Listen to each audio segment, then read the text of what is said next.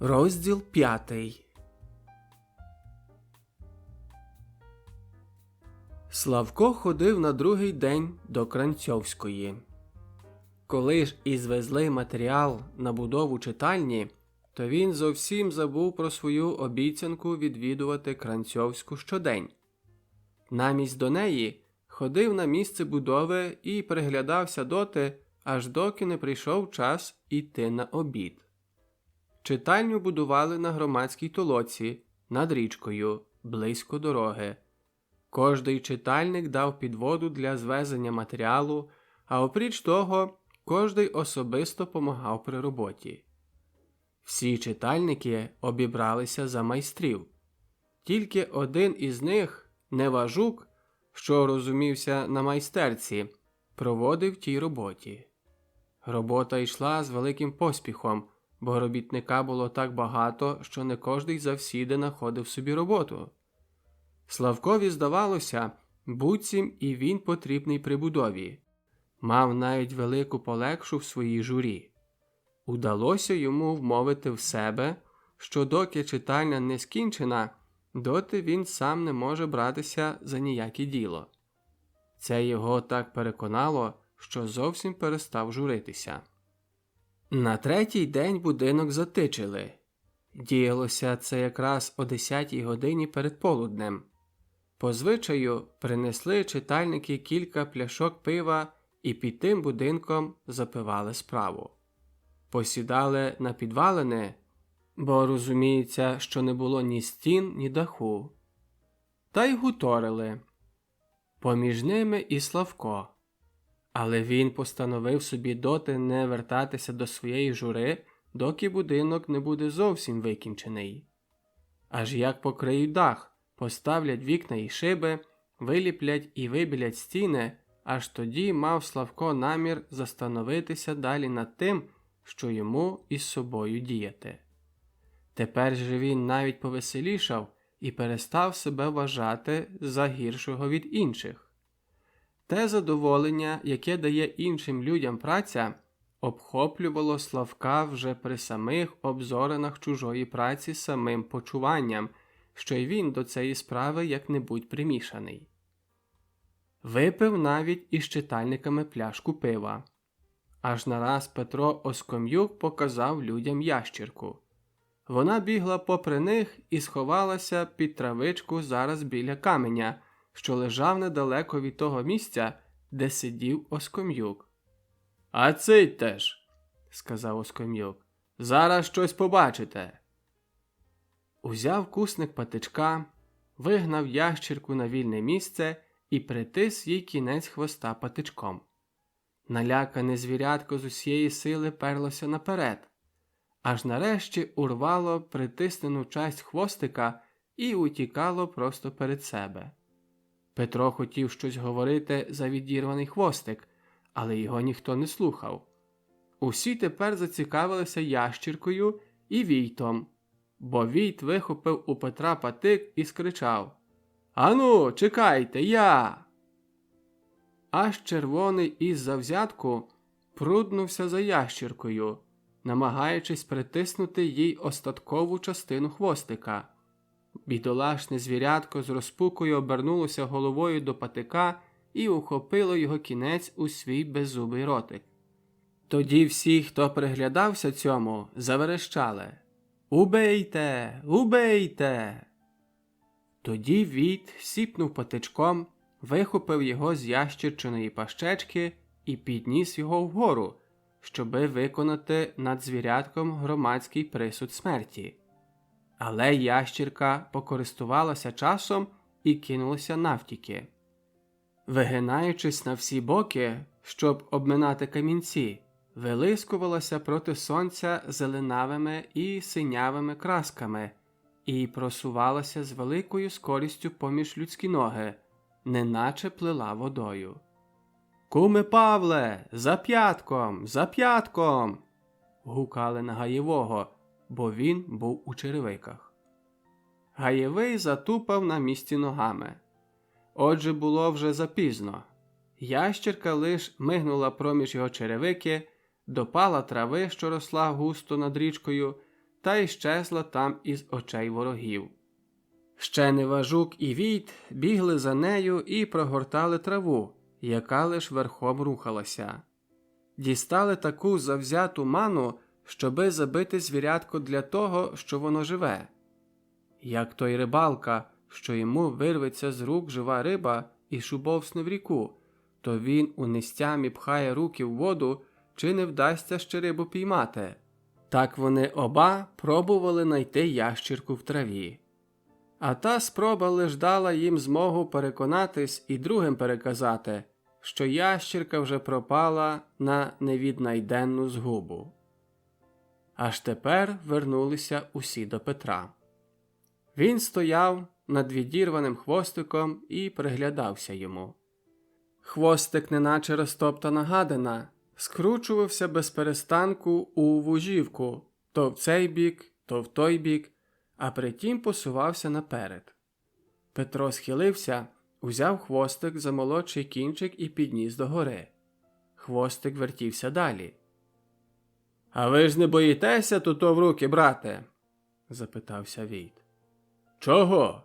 Зубів немає, не вкусить. А хліба ж не гидко буде брати тими руками. — То чистеньке створіння, — сказав Петро. Потім показував на відірваній місці карби. Такі карби оперізували цілий хвостик аж до кінця рядками. Ті рядки входили один в одного цими карбами і держалися ними купи. Тепер Петро взяв другою рукою за хвостик і розтягнув його. Карби розходились, і можна було знов прорвати посередині цей хвостик рівненько, як ножем. Потім пішов надпотік і вирвав сосонку, такий бур'ян, падиволос, що росте на вогких квасних ґрунтах, трохи схожий на сосну своїми гілячками. Показував цей бур'ян і розривав його на частинки. Сосонка легко проривалася на колінцях, а ті колінця держали купи також карбами. На цій схожості карбів сосонки з карбами на ящерчинім хвостику основував Петро свою теорію про походження звірят від рослин. Говорив, що ця сосонка була в давніх часах великим деревом, та що з неї витворилися поволі величезні ящерки – іхванодони і диплодоки, напрочуд нерозумні звірята з дуже малим мозком. Ще немало коли дерево так хутко вбратися в розум, хоч уже зважилося повзати ящіркою по землі. Отак погодив собі Петро теорію Дарвіна з тими образками, що їх бачив у книжці про геологію. В його фантазії малювався той перехід яскраво й природно, отже не так було з іншими. Це не було під силу їх фантазій перенестися думкою в зовсім інакші світи. Вони розуміли ті речі так, як їх бачили. Тимто обізвався Війт. «Ей, може бути, бо ще ніхто не підглянув, як саме плодиться ящерка, а вона, собача віра, сосонки». Всякі вияснення Петра нічого не помагали. Питалися Славка, але він не знав. За цей час вислала Кранцьовська Бонну з письмом до Славка. Вона ждала терпеливо 3 дні його і сьогодні була би ще витримала. Одначе рано в кухні перечула від кухарки, що Славко ходив до вдови Варвари.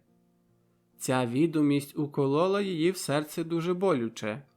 Правда, вона не мала на нього ніяких домагань, уважала його за невинного і хотіла його таки задержати в своїм серці. Але тепер він виривався від неї. Той образ вимріяного мужчини не приставав уже більше до того Славка, що собі заходить із простою сільською повією. Вона знала ту Варвару, пиячку, що чіплялася до кожного хлопа. Невже ж до тої гурми п'яних мужчин, що вганяються за Варварою, належав би і Славко? Адже вона хотіла бачити в нім ті всі прикмети, яких хибувало її мужеві. А тим часом Славко віддається залюбки тій самій забаві, що і її нелюб. Це не любов зраджена, але почування затрати вимріяних дум завдавало муки душі Кранцьовської. Здавалося їй, що її прихильники відсуралися від неї і переходять на сторону її мужа. Він стався переможцем, а вона пропащою. Хотіла мати Славка доконче біля себе, аби йому показати, що їй на нім нічого не залежить. Хотіла йому дати пізнати, що гнівається на нього. Хотіла його звільнити від того обов'язку супроти себе, якого він ніколи не піднімався. Одним словом, хотіла з ним зробити те, що зробила би кожна жінка, бувши нею. Шукала би свого любка цілими роками, терпіла би невигоду, поносила би труди на те, щоби його, відшукавши, могла сказати йому в очі, що його ненавидить. Вона вибралася до Славка з Мундзем. Мала на собі ясну блузку і білу хустину. Темна чорнявка з круглим рум'яним лицем так і пашіла здоров'ям. Свіже повітря і подостатком харчу служило їй. Зовсім не подобала на ту французьку, яку собі придумують у нас, худу та бліденьку. Худше подобала на нашу чорняву дівчину з Буковини. Її називали панною Шарлотою. Хоч їй це не наказувала Кранцьовська, то вона однако старалася передати Славкові письмо потайком, аби ніхто не бачив. Через те зайшла задньою хвірткою поміж грядки і квітки. Відси побачила, що панотець вештається по подвір'ї. Щоби перед ним сховатися, схилилась над квітками і приглядалась. Це були самі майже айстри, білі і червоні. Урвала кілька червоних і пришпилила собі до блузки. Панотцеві не велося. Від тої пори, як висварив Петра Оском'юка і Війта, ще дотепер нічого не сполював. Бо до Івана не мав уже сміливості, а за пазею обставала їмость. Посилала його на двір воювати. Крутився щодня на подвір'ї, як та блудна вівця, щось нишпорив усюди і нічого не находив. Але тепер назирив якусь жінку в городі. Мундзя не видів, бо він малий. Панотець, не гаючись ані хвилинки, подріботав борзенько в город. Заздрів, як Шарлота рвала квіти. Панотцеві мелькнула на лиці радісна надія. Коли ж побачив Мундзя, надія щезла. «Що ж там, Мундзю, ти до нас в гості? Дуже красно!» Але Мундзьо перехилив голову набік і ніби тішився, ніби всміхався, та й нічого не говорив. Тоді панотець, показуючи пальцем на Шарлоту, запитався: «А це хто?» Мундзьо своїм звичаєм відповів, що Шарлота в них служить. Він послугувався словом «служити» на всі причини пробування. Панотець порозумів, що це якась наймичка, та й далі її сварив за те, що зірвала квітки. «Ти нащо псуєш ружі?» У панотця кожна червона квітка називалася ружею. Але Шарлота не відповідала, бо не знала, чого від неї хотять. Вона була певна, що панотець далі говорить до Мундзя, але панотець не вгавав. «Нащо ти мені ружі псуєш?» Шарлота щось бомкнула, а панотець не розумів.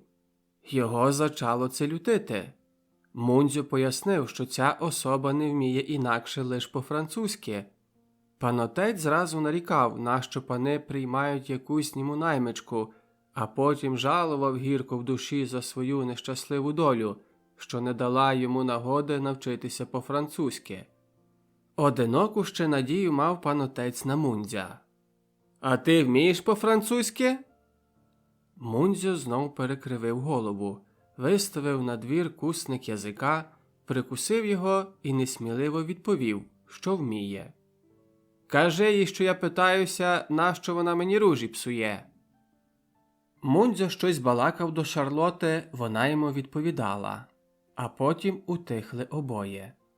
Пан отець водив цікаво очима з Мундзя на Шарлоту, а з Шарлоти на Мундзя, та й усе-таки не міг нічого вирозуміти. Став Мундзя допитуватися, що воно йому казала. Хлопець знов виставив кусник язика, знов його прикусив і сказав стидливо кілька слів. Із тих слів догадався пан отець, що вона каже, буцім цвіт і так уже облітає. «Кажи їй, що їй до того, чи світ облітає, чи ні?» Але Мундзьо тільки стидався і не казав нічого. Пан отець проказав йому ще раз своє запитання. Мундзьо все-таки мовчав. Часом дитина зноровиться, не знати з якої причини, й ані рушить з місця. Саме тепер Мундзьо так і зноровився. Пан отець просив, погладив його по голові та й говорив: «Скажи, Мундзику, я тобі цукерку винесу, а як ні, то скажу мамці, що ти непослушний». Не знати, чи обіцянка, чи погроза спонукали Мундзя до послуху, досить того, що він промовив до Шарлоти щось 2 слова. Шарлота на те щось довго йому відповідала. Але Мундзьо не знав з цього переказати панотцеві ані слова. Та панотець нічого на тім не стратив, бо за той час обдумав собі докладніше Шарлотину провину. «Кажи їй, що вона мені велику шкоду наробила, бо я ті ружі лишив на насіння». Тепер Мундзьо набрав відваги і, сміючись, говорив довго до Шарлоти. Панотець притакував Мундзьові, а як чув, що хлопцеві йде бесіда плавно, то приповідав за ним шкоду велику. Врешті прийшла черга на Шарлоту говорити, і вона говорила. Але її не слухав ні Мундзьо, ні панотець, бо вони оба далі радилися, що їй переказати. «Кажи їй, що вона навмисне ті ружі попсувала, аби я не мав насіння, бо насіння дороге». Панотець укладав у короткі слова багато думок, бо боявся, що як наговорить багато слів, то хлопець позабуває. Мундзьо, знов сміючись, говорив до Шарлоти довго, а притім бив кулаком об кулак, буцім грозив їй бійкою. Певне, мав з нею якісь домашні рахунки. Отже, панотець не перечив, хоч догадувався, що це не може бути, аби кілька українських слів та треба було так довго по-французьки переповідати. Навпаки, помагав іще хлопцеві, бо в таких місцях промови, де Мундзьо бив кулаком об кулак, то панотець приповідав: «Велику шкоду! Навмисне! Ага, навмисне!» Тепер говорили нараз і панотець, і Шарлота, обоє до Мундзя. Але Мундзьо держав сторону панотцеву, для того його слухав, а її ні.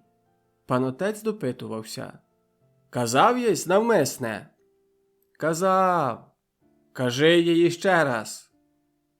Панотцеві дуже припало до вподоби те, що не потребує зважати на відповідь винуватця.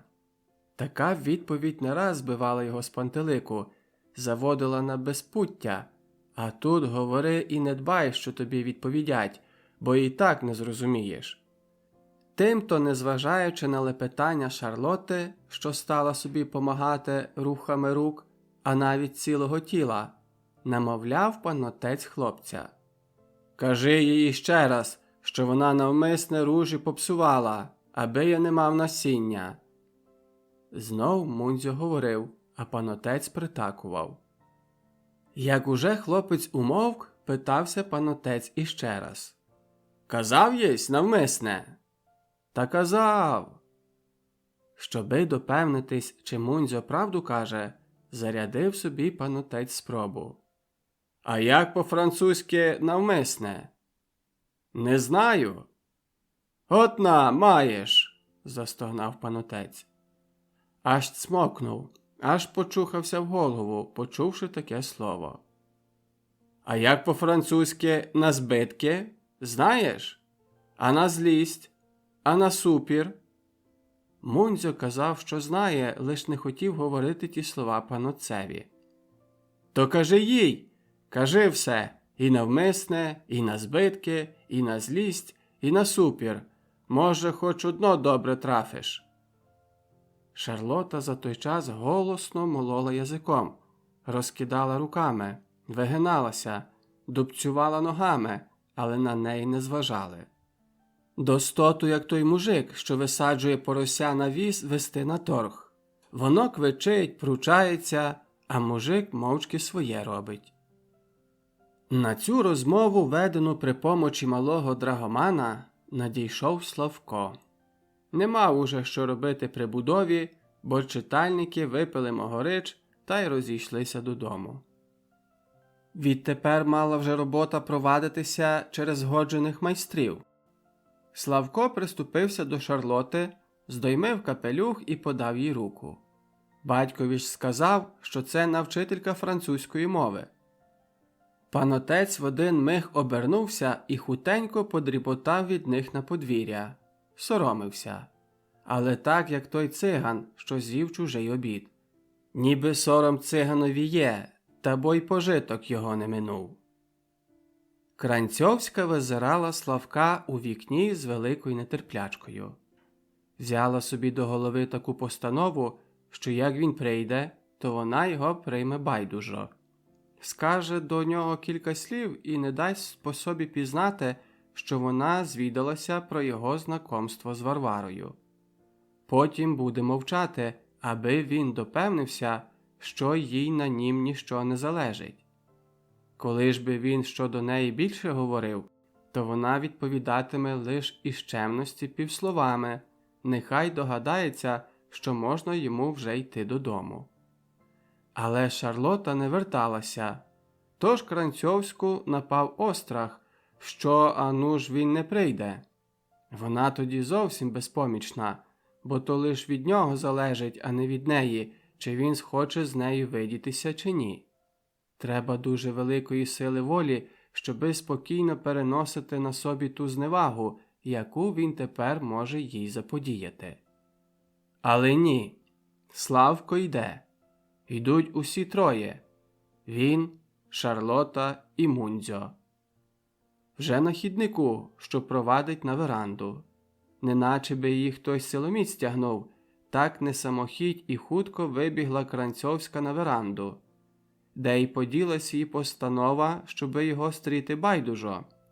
Розійшлася, наче мряка від полуднішнього сонця.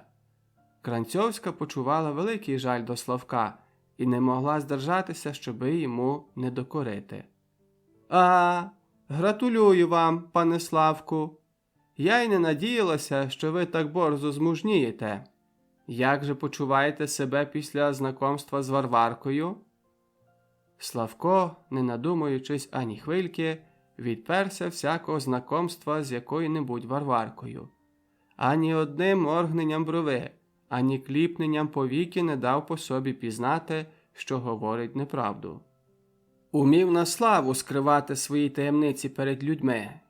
Унаслідив цю прикмету по своїй матері. Кранцьовська доразу повірила йому. Її жаль перекинувся в один миг у велику радість. Неначе перейшла за одним поступком із колючих будяків між запашні квітки. «Я сподівалася, що це сплетні». Була переконана, що правду говорить, а тим часом вірила непорушно в ті сплетні аж до цієї пори. Потім зарум'янилася тим гарячим жаром, що уймав трохи з її красоти, і спустила очі в долину. Але лише й на хвилинку, бо зараз гляділа знов на обличчя Славка миленько. Простягла до нього руку з ледве помітно дрижачими пальчиками, схопила ними злегенька космик волосся на Славковій голові і промовила: «Ви, бачу, запускаєте артистичне волосся». Він, очевидячки, з тим довгим волоссям не приставав докладно до того образу, що вона створила в своїй уяві. На все те гляділа Шарлота і заховувала дуже поважну міну. Ніби вона з цього нічого не розуміє, а зрештою все це для неї байдуже. Кранцьовська запросила Славка до маленької світлички, найближчої до веранди. Сіли побіч себе і розпочали розмову про те, де Славко пропадав ті 3 дні. Він стався розмовний і розповідав їй широко про закладене і будову читальні. Тепер мав віру у свої сили, привичну йому журба і несміливість щезли безслідно. Розповідаючи, мав почування, що все те було його ділом. Вона ж більше дивилася на нього, аніж слухала його слів. «Я й не знала, що з вас такий гайдамака!» обізвалася, всміхаючись, як він уже скінчив. Він протестував, що ця справа культурна, а не політична, та завзята борня потопаючого народу порушила і Славкову дрімучу душу. «А ви не гарячіться!» – сміялася вона. «Адже знаєте мої переконання!» Потім нагадала собі за Бонну. «Де ж щезла наша панна Шарлота? Адже була з нами. Мушу її відпитати, бо боюся лишатися з вами сама без опіки». Встала і дрижучим пальчиком діткнула його носа, як тоді, на повозці. Потім відходила, а з дверей сказала ще на причинок. «Можуть нас люди про щось підозрівати, коби хоч було за що». Як лишився Славко сам у світлиці, то зважився на думку, що Кранцьовська його навидить. Тепер уже не мав погорди для своєї особи, почувався гідним хоч би і Кранцьовської. Розважав собі за неї як за проститутку, бо в ніякій жінці нічого іншого не бачив. Отже, з другого боку, непокоїло його те, що вона дає йому за слабі натяки. А ну ж це все лиш пуста балаканина. Прицінь Варвара говорила зовсім ясно. Розуміється, він знає, що Кранцьовська не говоритиме простацькими словами, але все ж можна їй висловитись трохи ясніше. Вона ж говорить свої натяки при таких обставинах, що вони відбирають її словам бажане ним значення. Шарлота жалувалась перед Кранцьовською на Мундзя, що він був нечемний. Пан отець щось до неї говорив, а Мундзьо перекручував ту мову і впевняв її, що пан отець хоче її бити за зірвані квітки. Мундзьо був би допевне відібрав від Кранцьовської довгу науку доброго поведення, якби так не Славко. Вони змовилися йти до лісу на прогулку, через те не було коли Кранцьовський заходити в суперечку із сином. Шарлота і Кранцьовська вибралися в білих рижових капелюхах. Зараз із самого краю лісу треба було дряпатися на стрімку гору. Не був би це великий труд, якби цей бік гори був порослий хоч одною травичкою. Коли ж бо тут виростали сосни, як у тій байці з Діамантової гори. Пісок білий-білий, кришталічний, як узяти його на руку, то прозорий чистісіньке скло. Лиш десь-не-десь відніється чатиня із сосон, що задержалося якимось чудом у піску, бо вода геть змиває. Ступити на цю землю топковсько, як на льоду. Навіть не можна вдержатись на вистаючім корінні сосновім, бо і воно через чатиння і навіяний пісок також ковське. Одинока рада помагати собі руками, хапаючись за кожним ступнем дерева. Славко йшов наперед і брався помагати Кранцьовській, подаючи їй одну руку, а другою держачись дерева. Вона хапалась його руки, а як тільки поступила ногою, ковзалась і приклякала. Коли ж добралася трохи ближче до Славка, то обнімала його руками, щоби буцім удержатись на ногах. А попри це сміялася і реготалася, як дитина. Шарлотта вважала цю пору за догідну, щоби лишити їх самих. Обіцянками спонукала Мундзя до вороття домів. Кранцьовська це не завважила, а Славко припадком побачив, як ті двоє вернулися. На самім вершку гори спочивали від утоми. Тут уже росла трава, а надто була широка межа, що відділювала старий ліс від молодника. Стояли обоє в тіні і віддихувалися. Славко питався за Кранцьовського, поважився вважати його за свого суперника. Не знати, чи задумував над ним наглумитись, чи боявся стрічі з ним. «Ах, не згадуйте мені за того драба», – відповіла Кранцьовська. «Кілько разів згадаю про нього, то роблюся люта, мов змія. Можете собі поміркувати, як мені мило жити на світі.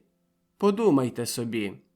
Вам можу все сказати, адже ви мужчина, вже розумієтеся на таких речах та й знаєте мої відносини дуже добре. Подумайте лиш.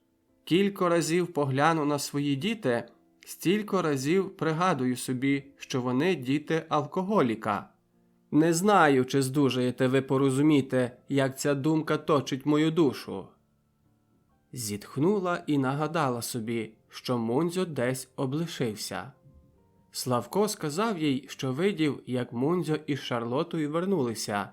Вона всміхнулася якось нещиро. «Ви не завважили, як вона дискретно лишає завсіди нас обох самих? Видко, що вже добру школу перейшла. Та мені це байдуже. Нехай собі думає, що хоче.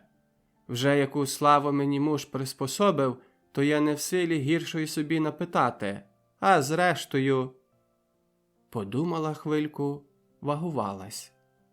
«А зрештою, – говорила далі, – чи найдеться хоч одна розумна людина, яка би повірила, що жінка з таким мужем, як мій, та жиє самотою, без приятеля? Адже жінка також не скотина. Чай потребує з кимось розмовитися, порадитися, хоч трохи розвести душу. Не пропадати ж мені в такім багні без ніякої відради». Послідні слова докинула ніби про себе. Хоч не любила нагадувати про мужа, отже, раз нагадавши, не переставала про нього говорити. Розповідала Славкові, що муж далі бавиться і нема надії, аби вернув і через тиждень. Сьогодні приходив до неї економ із звісткою, що відпитав місце пробування Кранцьовського. Певне, хотів, щоб Кранцьовська звеліла йому їхати по мужа, бо та служба все лиш за тим пазить, аби при нагоді вандрівки Кранцьовського щось облизати. Але вона відрядила економа з нічим. «Я вже не така дурна, як була давніше. Чи повірите, пане Славку, що я вже вдавалася до ворожок? І ще й тепер мені соромно, як собі нагадаю». Пішли далі дорогою попри молодник на зруб. Там устигли вже чорниці обрости цілі стаї зрубу, неначе якісь мишачі гаї. Стелилися вони попри зрубані пні. Чорними кругленькими головками заманювали прохожих і собі.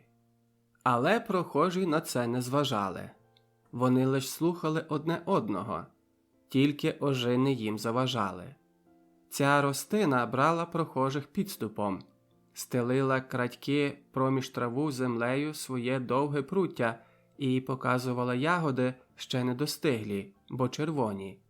Але приступу до ягід боронила завзято, з оскаженою люттю, гострими колючками.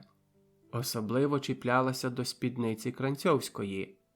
Вона мусила приоставати і видирати колючкам свою одіж. Нараз над заходом виринула чорна хмара і з поспіхом висувалася споза обрію на синє широке небо. Куди простягалася, лишала по собі чорну заслону. Вітер звіявся сильний. Кранцьовська вхопилася обома руками криси свого капелюха і бігла в напрямі лісу, що його ще не зачали рубати. «Біжім до будки!» – крикнула до Славка. «Бо змочить нас дощ до нитки!» Ще встигли забігти перед дощем. Це був ліс старий, з грубими соснами, призначений також на вируб. Недалеко і будка стояла, захист лісних робітників, просто і догідно виставлена. До 2 дерев, що росли близько себе, одно від полудня, друге від півночі, прибита поперечка невисоті росту чоловіка. На тій поперечці скосом до землі сперті широкі тріски із соснового дерева. Це була західна стіна. Від полудня і півночі 2 простовисні трикутні стінки. На схід сонця відчинено зовсім. Сподом прибиті тріски, мов до підвалини, до 3 дощин, що стояли лігма, кантом догори. Як посідали Славко з Кранцьовської в тій будці, то на дворі потемніло. Буря знялася страшенна, нагло, доразу і з цілою силою. Настала дивна сутолока гуку і реву. Проміж гони чатиння шуміло і свистало. Грубі сосни, неначе гнучкі лози, нагиналися верхами до себе і стукали одна об одну. Дудніли й гуділи, неначе дзвонили глухо великі дзвони, що в них обвито серце грубим оксамитом. Скрипіла і пищала якась надломана суха гіляка, а посеред того лускав інколи грім і гоготав по дебрах і верхах. Краплистий дощ товкся, немов горох до долівки. Ішла лісом музика на величезних інструментах, музика велична, могутня та дужа. Супроти неї людська музика на звичайних струментах подобала би на ляск батога супроти гуку гармати. Найгірше незгідні голоси зливаються вдалечині в гармонійні тони. Якою ж чудовою здавалась би ця лісова музика для того, хто прислухався б їй відтіля, аж із-поза тих чорних хмар. Варт великі гроші таке послухати. Ця музика продиралась аж до серця, аж до душі тих обох, що захистилися в лісовій будці. Говорила вона не лише до їх вуха, але до кожного нерву на цілім тілі. Що ж вона могла говорити? Що кому треба? Наказувало, певно, Кранцьовський, щоби шукала собі дитини. Не з алкоголіком, що плодить хору зденервовану дитину відміну, але із здоровим мужем, що плодить здорову, збиточну, але любу дитину. Кранцьовська не розуміла докладно слів тої музики, вона тільки почула бажання шукати захисту в того мужчини, що сидів біля неї. Обняла його своїми руками і притискалася, тулилася до нього сильно-сильно. «Ох, любий мій пане Славку, я так боюся!» Отже, це не було в неї почування страху. Це було бажання того незвісного, що його вливала їй у душу ця могутня музика. Він боявся, тремтів на цілім тілі. У часі бурі і грому не був свідомий ні обіймів Кранцьовської, ні її мови. Ще змалечку боявся блискавок і громів. Буря внималася. Небо знов прочистилось, а крізь китиці чатиння зазирало сонце на траву, що піднімала з проквола свої вершки вгору. Чисте повітря аж пахло. Як настала тишина, Славко спам'ятався. Поглянув на Кранцьовську, що ще заєдно держала його в обіймах. Прийшли йому на згадку ті малесенькі губки, зложені в кружечок. Нараз обхопила його непереможна жадоба самця кинутись на ті губки, цілувати їх, кусати, гризти, уживати цього добра аж до гидоти, а потім плюнути і піти собі. Зовсім так, як наїдався обідом, аж до обмерзіння. Почування, набуте недавно, що він не найгірший, і поводження у Варвари додало йому відваги. Нахилився до неї під її рижовий капелюх, махнув лицем під її ніс і притис міцно свої губи до того кружечка. Але не почув смаку в тім поцілунку. Це був тільки сильний натиск до чужого тіла. Вона ж почула біль у спідній губі, притисненій до зубів. Налякана, зірвалася на ноги і відскочила на 1 крок від Славка. Потім поправила на собі капелюх, що трохи пересунувся на 1 бік, і обізвалася. «Не забувайтеся, пане Славку!» Подумала хвильку і прикинула ще 1 слово. «Адже це міг би тут хтось зустріти!» Не хотіла відбирати недотепні надії, хоч такий нападистий поцілунок, та відібрав їй наразі всю приману любові. А він гадкував у своїй голові. «Не хоче мене!» Обнімала лишень зо страху перед бурею. Сидів у будці і боявся на Кранцьовську поглянути. Утік би дуже радо, та не було куди. Вона розсміялась. «Чого ж ви сидите? Наважилися тут ночувати?» Зводився ліниво на ноги і став перед нею, захмурений, дивлячись десь убік. Вона знов сміялася, веселила її на то його дитяча непорадність. «Може, гніваєтеся?» – запиталася. «Намість я на вас, то ви на мене». Дивилася на його захмурене лице і поволі набирала знов приязні до нього. Гаряча кров, що час від часу рум'янила їй обличчя, тепер заливала їй очі. Через те Кранцьовська гляділа, неначе крізь якісь дивні скла. Вона бачила Славка таким, яким хотіла його мати. Ненавиділа у нім усяку схожість із своїм мужем. Для того казала: «От ліпше би ви зробили, якби обстригли те артистичне волосся і дали собі вуса підстригти». Її чоловік носив довге волосся, розчесане посередині, і замашистий вус. Любувався в тих вусах і підкручував їх завсіди старанно. Розлучаючись біля двірських будинків, наказувала ще Кранцьовська Славкові, щоби не засиджувався коло читальні, але приходив до неї. «Бо я вже за вами не буду посилати панну Шарлоту, тільки піду сама, а тоді…» покивала на нього пальцем. Славкові здавалося, що Кранцьовська помогла йому доконати великого відкриття. Нехай він тільки приведе до порядку своє волосся і підстриже вуса. То буде мати щастя до жінок, як і кожний інший. Те щастя він уявляв собі так, що кожна жінка намагатиметься дати почин до любовних з ним зносин. Був певний того, що як стане перед Кранцьовською з підстриженими вусами, то вона заговорить до нього більш-менш той самий спосіб, як говорила Варвара.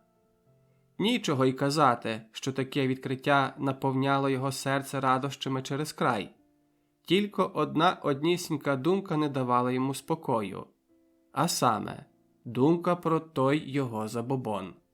Неприємності ніякої не було, а тут нараз така втіха.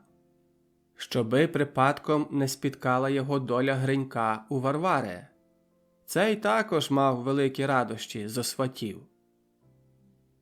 Вечором намовив Славко їмость, щоби їхала з ним завтра до міста. Вона згодилася радо зробити це для сина.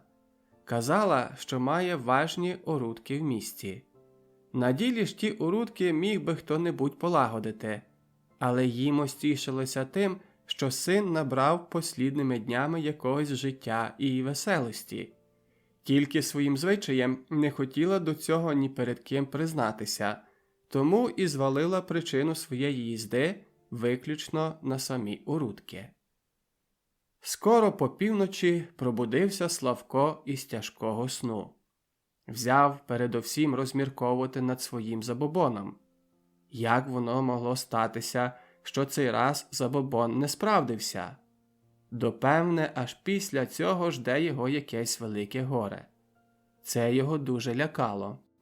Бо він був певний, що забобон мусить на безпечне справдитися як не передом, то опісля. Він би хотів найрадше, щоби та неприємність уже проминула, а щоби теперішні поводження були вже наслідками тої неприємності. Отож, передумував кожну дрібницю із послідніх подій свого життя. Всі вони не давали ще причини до такого постійного щастя, яке його тепер дожидало. Тоді передумував він події з цілого року, потім з попереднього року і найшов. Дивувався, як це йому зараз не прийшло на думку. Адже всі роки, починаючи від того вигаданого першого іспиту, були для нього нічим іншим, як тільки рядом часу безнастанної журби, гризоти і розпуки. Чи ж після цього дивниця, що по безперестаннім горю та жде його постійне щастя? Таким вислідом передумування вигнав Славко зовсім із свого серця страх перед забобоном. Тепер міг спокійно віддатися мріям про недалеке щастя. Ось Кранцьовська, багата жінка, залюблюється в його підстрижених вусах донестями. Очевидно, саджає собі його, як проститутка свого гостя, на коліна, гладить його попід бороду, а може навіть удасть ліпше проститутки примилюватись, адже вона його любить. Схоче вона щоднини такої забави без перестанку. Нічого легше, як узяти собі Славка на вдержання. Нехай буде за чоловіка. Зробить його господарем тих 200 моргів, що купила за своє віно. А тоді нехай журяться іспитами собаки. Вона ще й гніватиметься на нього, якби він зважився хоч словом згадати за якусь науку. Лишень часом, може, буде поезії писати до Кранцьовської. Він же пробував цієї штуки ще в гімназії, а потім зовсім закинув. Невелика ця штука.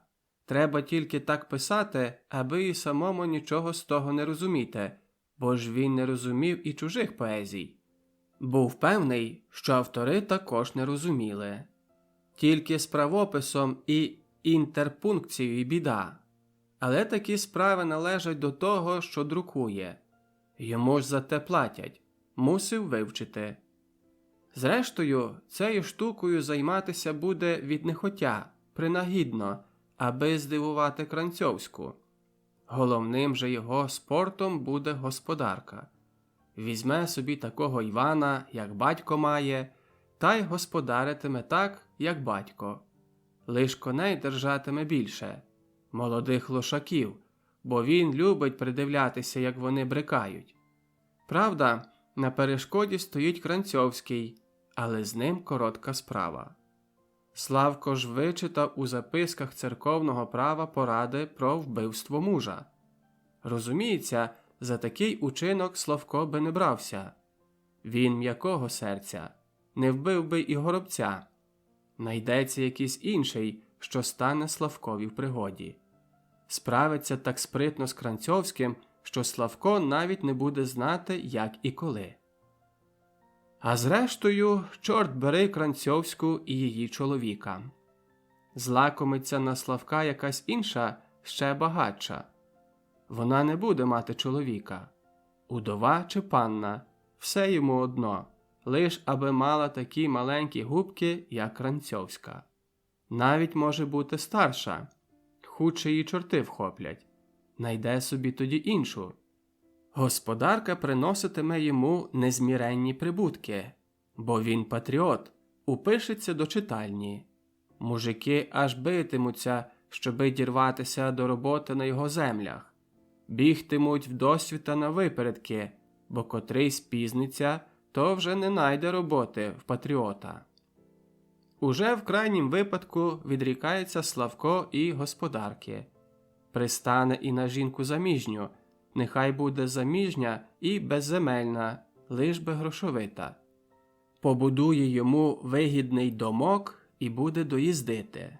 Найме йому кухаря, що годуватиме Славка, як на заріз. Ще й заборонить йому під великою карою будити Славка до підвечірку. Нехай Славко висипляється від обіду аж до півночі. Намість вечері і підвечірку подаватиме цей кухар другий обід опівночі. Тоді і з'являтиметься то та багата дама. В неї зовсім такі губки і таке личко, як у Кранцьовської. Лиш то біда, де до лихої матері шукати за тими жінками? Славко не любить ніде рушатися з дому. Певне, в місті стріне його якась, там же їх багато волочиться. Зачепить його так, як зачіпали проститутки у Львові. Може, підемо? Славко глипне з-під лоба, чи вона схожа на Кранцьовську. Ні. Уступися, скаже їй і піде далі. Аж ось йому навстрічу інша. Може, підемо? Це вже викопана Кранцьовська. І такі губки, і таке личко, і така на зріст, і ще й така утленька. Ходім! Буцім від нехотя бовкне Славко. Вона ж на радощах скакатиме біля нього, мов той горобчик. Отак роздумував собі Славко. Правда, не цими саме словами, бо він і не роздумував словами. Він бачив усі ті події, неначе в театрі на сцені. Навіть себе самого там бачив із підстриженими вусами, як відвертається від таких жінок, що не схожі на Кранцьовську. Ще актори не зійшли зо сцени, ще акція була в самім розгарі, як Славко заснув наново. Спав, як звичайно, доти, доки їмось не збудила його до кави. У місті, їдучи до фризієра, побачив Славко Потурайчина і доктора Фалькенбаума. Оба йшли назустріч Славкові. Доктор Фалькенбаум пхався на Потурайчина, підставляв своє вухо під його рот і в той спосіб тручав його з хідника в рів.